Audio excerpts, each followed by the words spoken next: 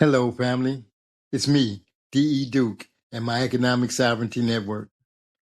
I truly believe that the problems that we face as Black people can be resolved by building systems, strong families, strengthening our families, and creating wealth for future generations. I want to share with you what I did to overcome poverty. What changed my life wasn't a lottery ticket. It wasn't luck. It wasn't hustling or selling dope. It wasn't grinding harder. It was simply learning the rules. I started studying credit. I stopped blaming myself and started questioning systems. I learned how financial laws actually work instead of how they're advertised. I went from reacting to money to using it as a strategy. And once I understood how credit, debt, and economic sovereignty connect, everything shifted. Not overnight, but permanently. The first thing I did was I got copies of my credit reports from all three major credit bureaus. I wrote letters to credit bureaus and disputed collections that I knew couldn't be validated. I obtained two secured credit cards, one from a bank, one from a credit union. One card I put $500 on and the other $1,000 on. Yes, secured credit cards means you have to put up the money yourself, but it's worth it in the end. I didn't need 5 credit cards or dozens of credit lines. I just needed to be consistent. I made sure both cards had balance transfer options. I'll explain more about these things later.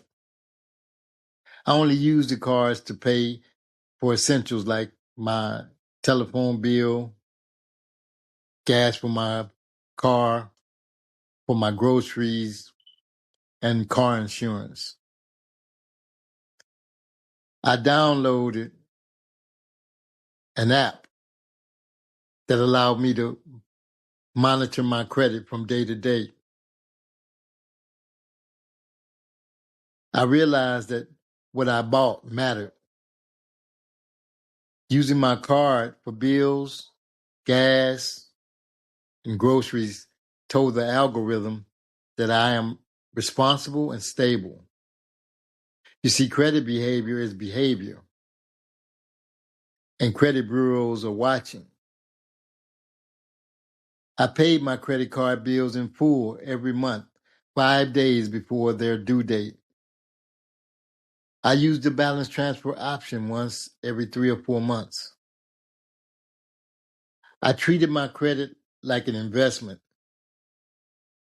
I kept my credit behavior consistent every month.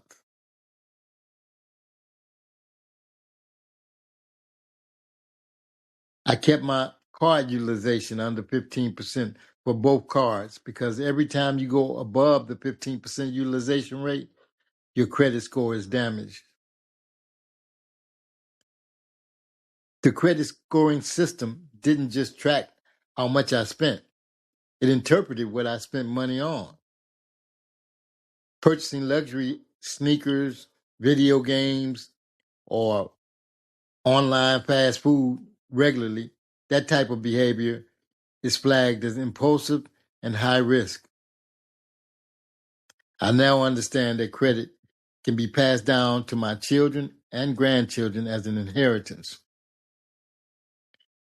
I didn't just use credit, I demonstrated mastery of it.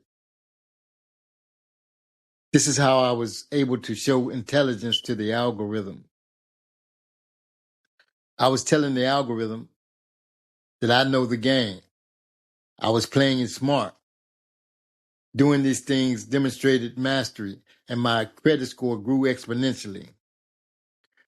from a 544 credit score to a 680 credit score in 9 months. I built a credit history of dependability. Credit is not a reward, it's leverage.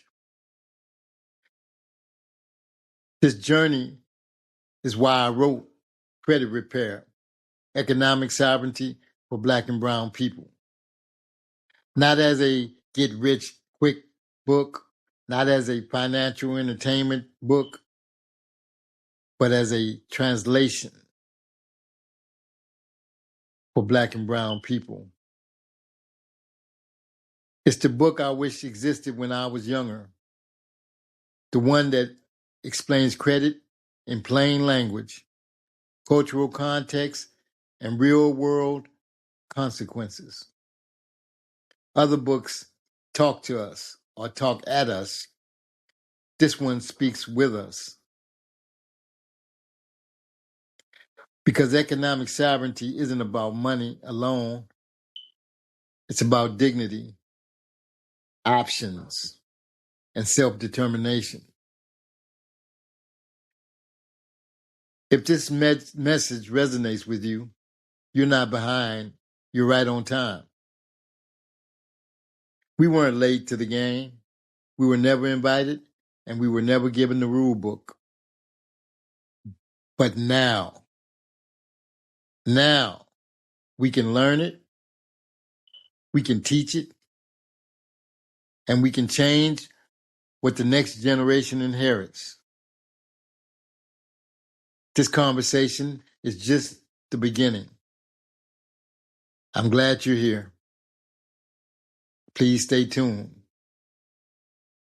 Get the answers that can solve your credit problems in the book, Credit Repair, Economic Sovereignty for Black and Brown People. Go to www.whitebacklash.com.